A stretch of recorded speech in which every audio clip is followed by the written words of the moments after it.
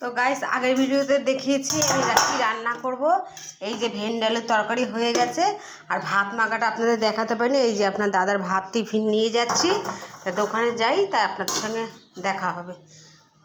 তো গাইস কালকে বৃষ্টি হয়েছে, রাস্তাটা দেখুন আমাদের এখানে জল জমে গেছে। আর এই দেখুন আমাদের পাশে বাড়ি গেটের সামনে বুকেনপুলিয়া গাছটা কি সুন্দর।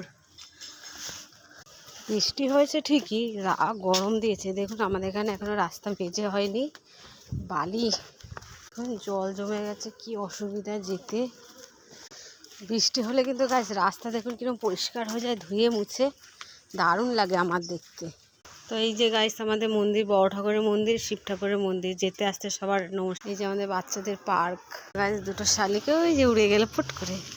তো এখন তো শালিক পাখি থাকি দেখাই যায় না। এই যে দোকানে চলেও এসেছে গাইস, এই যে বসে আছে আমার কর্তা। এই যে আমাদের কল্যাণী রোড।